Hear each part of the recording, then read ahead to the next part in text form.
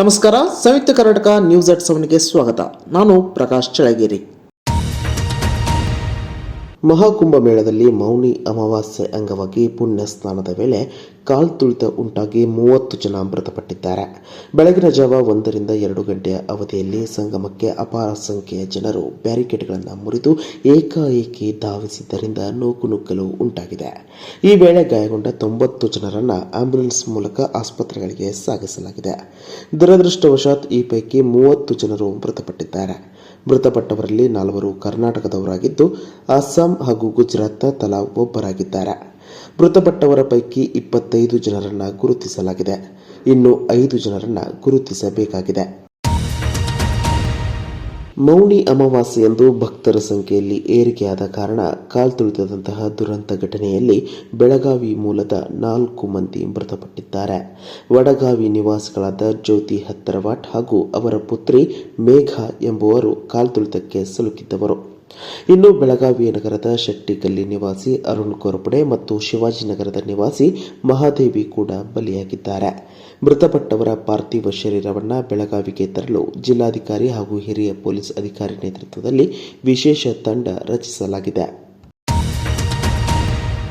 ಪ್ರಯಾಗರಾಜ ಮಹಾಕುಂಭ ಮೇಳದಲ್ಲಿ ಕಾಲ್ತುಳಿತ ದುರಂತದಲ್ಲಿ ಕರ್ನಾಟಕದವರಿಗೆ ಏನಾದರೂ ಪ್ರಾಣಾಪಾಯ ಆಗಿದೆಯೇ ಎಂದು ಉತ್ತರ ಪ್ರದೇಶ ಸರ್ಕಾರದ ಮಾಹಿತಿ ಕೇಳಿದ್ದೇವೆ ಎಂದು ಕಂದಾಯ ಸಚಿವ ಕೃಷ್ಣ ಬೈರೇಗೌಡ ಹೇಳಿದ್ದಾರೆ. ಬೆಂಗಳೂರಿನಲ್ಲಿ ಸುದ್ದಿಗಾರರ ಜತೆ ಮಾತನಾಡಿ, ಉತ್ತರ ಪ್ರದೇಶ ಸರ್ಕಾರದ ಜತೆ ಸಂಪರ್ಕದಲ್ಲಿ ಇದ್ದೇವೆ. ಯುಪಿ ಸರ್ಕಾರದಿಂದ ಅಧಿಕೃತ ಮಾಹಿತಿಗೆ ಎದುರು ನೋಡುತ್ತಿದ್ದೇವೆ.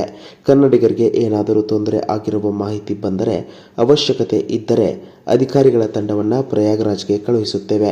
ದುರಂತ ಸಂಬಂಧ ಕರ್ನಾಟಕ ಸರ್ಕಾರ ಪ್ರಯಾಗರಾಜ್ನಲ್ಲಿರುವ ಕನ್ನಡಿಗರಿಗಾಗಿ ಸಹಾಯವಾಣಿ ಆರಂಭಿಸಿದೆ. ಸಹಾಯವಾಣಿ 08022340676 ಸಂಖ್ಯೆಯ ಮೂಲಕ ಕನ್ನಡಿಗರು ಸಂಪರ್ಕಿಸಬಹುದಾಗಿದೆ ಎಂದು ತಿಳಿಸಿದರು. ಎಷ್ಟು ಜನ ಪ್ರವಾಸ ಮಾಡಿದ್ದಾರೆ ಅನ್ನುವಂಥ ಮಾಹಿತಿ ಇಲ್ಲ. ಮಾಹಿತಿ ಕಲೆ ಹಾಕ್ಲಿಕ್ಕೂ ಕಷ್ಟ ಆಗುತ್ತೆ. ಯಾಕೆ ಅಂದರೆ ಅಲ್ಲಿ ಕುಂಭಮೇಳದಲ್ಲಿ ಕೋಟ್ಯಾಂತರ ಜನ ಭಾಗವಹಿಸ್ತಾ ಇರೋದ್ರಿಂದ ಯಾವ್ಯಾವ ದೇಶದ ಯಾವ್ಯಾವ ಭಾಗದಿಂದ ಎಷ್ಟೆಷ್ಟು ಜನ ಬಂದಿದ್ದಾರೆ ಅನ್ನುವಂಥ ಮಾಹಿತಿ ಇಲ್ಲ. ಅದನ್ನು ಬಹುಶಃ ಕಲೆ ಹಾಕೋದು ಸಹ ಬಹಳ ಕಷ್ಟ ಸಾಧ್ಯವಾದಂಥ ಕೆಲಸ ಆಗ್ಬೋದು. ಏನು ಅವರು ನಮಗೆ ಯಾಕೆ ತಕ್ಷಣ ನಮಗೆ ನಿಖರ ಮಾಹಿತಿ ಯಾಕೆ ಕೊಡ್ತಾ ಇಲ್ಲ ಅಂತಾನು ನನ್ನ ಹತ್ರ ಉತ್ತರ ಇಲ್ಲ. UP ಅವರು ನಮಗೆ ಹೇಳ್ತಾ ಇಲ್ಲ. ನಾನು ಈ ಸಂದರ್ಭದಲ್ಲಿ ಬೇರೆ ಏನೂ ಹೆಚ್ಚಿಗೆ ಮಾತಾಡಲಿಕ್ಕೆ ಹೋಗೋದಿಲ್ಲ. ಯಾಕಂದರೆ ದುರಂತದ ಸಂದರ್ಭದಲ್ಲಿ ಒಬ್ಬರ ಮೇಲೆ ಒಬ್ಬರು ನಾವು ಬೆರಳು ಮಾಡೋದು ಸುಸಂಸ್ಕೃತಿ ಅಲ್ಲ. ಆದರೆ ಇಷ್ಟೊತ್ತಿಗೆ ನಮಗೆ ಅಟ್ಲೀಸ್ಟ್ ಅಫಿಷಿಯಲ್ ಮಾಹಿತಿ ಬರಬೇಕಾಗಿತ್ತು. ಯಾವುದೇ ದುರಂತ ಆದಾಗ ನಮಗೆ ಒಂದು ಅಧಿಕೃತ ಮಾಹಿತಿ ಬರ್ತದೆ. ಆ ಸರ್ಕಾರದವರು ಪಟ್ಟಿ ಮಾಡಿ ಅದನ್ನು ಎಲ್ಲ ರಾಜ್ಯಗಳ ಜೊತೆಗೆ ಹಂಚ್ಕೊಳ್ತಾರೆ. ಅದರ ಆಧಾರದ ಮೇಲೆ ನಾವು ನಮ್ಮವ್ರು ಯಾರಾದರೂ ಇದ್ದಾರಾ ಅಂತ ಫರ್ದರ್ ನಾವು ಅದನ್ನ ಎನ್ಕ್ವೈರಿ ಮಾಡಲಿಕ್ಕೆ ನಮ್ಗೆ ಅನುಕೂಲ ಆಗುತ್ತೆ. ಇದು ಒಂದು ಸ್ಟ್ಯಾಂಡರ್ಡ್ ಪ್ರಾಕ್ಟೀಸ್ ಯಾವಾಗಲೂ ಕೂಡ ಇಂಥ ದುರಂತ ಆದಾಗ. ಹಣ ಕದಿಯಲು ಬಂದ ಚೋರರು ಎಟಿಎಂ ಮಷೀನನ್ನೇ ಹೊತ್ತೊಯ್ದಿರುವ ಘಟನೆ ಹಾಸನ ಜಿಲ್ಲೆಯ ಹಣಮಂತಪುರ ಗ್ರಾಮದಲ್ಲಿ ನಡೆದಿದೆ. ಮಂಗಳವಾರ ಸಂಜೆ ಎಟಿಎಂ ಮಷೀನ್ಗೆ 1 ಲಕ್ಷ ರೂಪಾಯಿ ಹಣವನ್ನು ಹಾಕಲಾಗಿತ್ತು. ಆದರೆ ರಾತ್ರಿ 2 ಗಂಟೆಯ ಸುಮಾರಿಗೆ ಎಟಿಎಂಗೆ ನುಗ್ಗಿದ ಚೋರರು ಹಣ ದೋಚಲು ಪ್ರಯತ್ನಿಸಿದ್ದಾರೆ. ಆದರೆ ಅದು ಸಾಧ್ಯವಾಗದಿದ್ದಾಗ ಎಟಿಎಂ ಮಷೀನನ್ನೇ ಹೊತ್ತೊಯ್ದಿದ್ದಾರೆ. ಇನ್ನು ಈ ಕುರಿತಂತೆ ಹಾಸನ ಗ್ರಾಮಾಂತರ ಪೊಲೀಸ್ ಠಾಣೆಯಲ್ಲಿ ಪ್ರಕರಣ ದಾಖಲಾಗಿದೆ. ಮೀಸಲಾತಿಯ ಕುರಿತು ಸುಪ್ರೀಂ ಕೋರ್ಟ್ ಆದೇಶವಿದ್ದರೂ ರಾಜ್ಯ ಕಾಂಗ್ರೆಸ್ ಸರ್ಕಾರ ಮೀಸಲಾತಿ ಜಾರಿ ಮಾಡಿಲ್ಲ ಎಂದು ಸಂಸದ ಗೋವಿಂದ ಕಾರಜೋಳ ಹೇಳಿದ್ದಾರೆ. ಬೆಂಗಳೂರಿನ ಬಿಜೆಪಿ ಕಚೇರಿಯಲ್ಲಿ ಮಾತನಾಡಿ, ಕಾಟಾಚಾರಕ್ಕಾಗಿ ಸಮಿತಿ ರಚಿಸಿದ ಸಿದ್ದರಾಮಯ್ಯ ಸರ್ಕಾರ ಕಾಲಹರಣ ಮಾಡಿತು. ಹೊಸ ಆಯೋಗ ರಚನೆಯ ಬೇಡಿಕೆ ಇಲ್ಲದಿದ್ದರೂ ದುರುದ್ದೇಶದಿಂದ ನ್ಯಾಯಮೂರ್ತಿ ನಾಗಮೋಹನ್ ದಾಸ್ ಆಯೋಗ ರಚಿಸಿತು. ಈಗ ಆಯೋಗಕ್ಕೆ ಸಮಯದ ಮಿತಿ ಹೆಚ್ಚಿಸುವ ಮೂಲಕ ಶೋಷಿತ ಜನಾಂಗಕ್ಕೆ ಅನ್ಯಾಯ ಎಸಗುತ್ತಿದೆ ಎಂದರು. ಸಿದ್ದರಾಮಯ್ಯನವರ ಸರ್ಕಾರ ಸಂಪುಟ ಸಭೆಯಲ್ಲಿ ಮತ್ತೊಂದು ಹೊಸ ಆಯೋಗವನ್ನು ರಚನೆ ಮಾಡಲಿಕ್ಕೆ ನಿರ್ಣಯವನ್ನು ತಗೊಂಡ್ರು. ಆ ಸಂಪುಟ ಸಭೆಯಲ್ಲಿ 1 ತಿಂಗಳೊಳಗಾಗಿ ನಾವು ಜಾರಿ ಮಾಡೋದಾಗಿ ಹೇಳಿದರು. ಅದರ 2 ತಿಂಗಳ ಕಾಲಹರಣ ಮಾಡಿ ಆದೇಶವನ್ನು ಕೊಡಲಿಲ್ಲ ನ್ಯಾಯಮೂರ್ತಿ ನಾಗಮೋಹನ್ ದಾಸ್ ಅವರಿಗೆ. ಅದಾದ ನಂತರ ಇಡೀ ರಾಜ್ಯ ತುಂಬ ಅಸ್ಪೃಶ್ಯ ಜನಾಂಗದವರು ಶಾಸಕರ ಮನೆ ಮುಂದೆ ತಮಟೆ ಚಳವಳಿಯನ್ನು ಮಾಡಿದರು.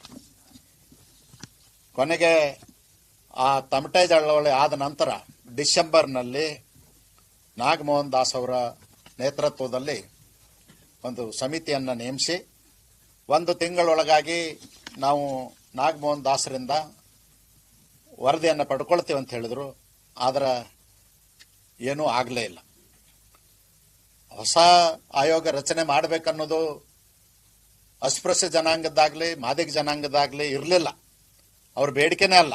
ಸರ್ಕಾರ ಈಗಾಗಲೇ ನ್ಯಾಯಮೂರ್ತಿ ಸದಾಶಿವ ಆಯೋಗದ ವರದಿ ತಗೊಂಡಿದೆ, ಮಾಧುಸ್ವಾಮಿ ಅವರ ವರದಿ ಇದೆ, 2011 ಜನಗಣತಿ ಇದೆ. ಅದೆಲ್ಲದರ ಡಾಟಾ ಇದ್ರೂ ಕೂಡ ಕುಂಟ ನೆಪ ಒಡ್ಡಿ ನ್ಯಾಯಮೂರ್ತಿ ನಾಗಮೋಹನ್ ದಾಸ್ ಅವರ ಆಯೋಗವನ್ನು ರಚನೆ ಮಾಡಿರ್ತಕ್ಕಂಥದ್ದು ದುರುದ್ದೇಶದಿಂದ ಮತ್ತು ಈ ಜನಾಂಗಕ್ಕೆ ಅನ್ಯಾಯ ಮಾಡುವ ದೃಷ್ಟಿಯಿಂದ ಮಾಡಿದಂಥ ಒಂದು ನಿರ್ಣಯ. ಬಳ್ಳಾರಿ ಜಿಲ್ಲಾಸ್ಪತ್ರೆಯ ವೈದ್ಯ ಡಾಕ್ಟರ್ ಸುನೀಟ್ ಅಪಹರಣ ಪ್ರಕರಣಕ್ಕೆ ಸಂಬಂಧಿಸಿದಂತೆ 7 ಆರೋಪಿಗಳನ್ನು ಬಂಧಿಸಿದ್ದು, ತಪ್ಪಿಸಿಕೊಳ್ಳಲು ಯತ್ನಿಸಿದ ಆರೋಪಿಗಳ ಪೈಕಿ ಓರ್ವನಿಗೆ ಗುಂಡೇಟು ತಗುಲಿ ಗಾಯಗೊಂಡಿದ್ದಾನೆ ಎಂದು ಪೊಲೀಸ್ ವರಿಷ್ಠಾಧಿಕಾರಿ ಡಾಕ್ಟರ್ ವಿಜಯ್ ಶೋಭಾರಾಣಿ ಹೇಳಿದರು. ಆರೋಪಿತರನ್ನ ತನಿಖೆಗೆ ಒಳಪಡಿಸಿ ಕೃತ್ಯಕ್ಕೆ ಬಳಸಿದ ಸ್ವತ್ತುಗಳನ್ನು ವಶಪಡಿಸಿಕೊಳ್ಳುವ ವೇಳೆ A1 ಆರೋಪಿ ಶ್ರೀಕಾಂತ್ ಪೊಲೀಸ್ ಪೇದೆ ಮೇಲೆ ಹಲ್ಲೆ ನಡೆಸಿ ತಪ್ಪಿಸಿಕೊಳ್ಳಲು ಯತ್ನಿಸಿದ್ದ. ಆಗ ಸ್ವಯಂ ಆತ್ಮರಕ್ಷಣೆಗಾಗಿ ಸಿಪಿಐ MN ಸಿಂಧೂರ್ ಆರೋಪಿ ಕಾಲಿಗೆ ಗುಂಡೇಟು ಹೊಡೆದಿದ್ದಾರೆ ಎಂದು ತಿಳಿಸಿದರು.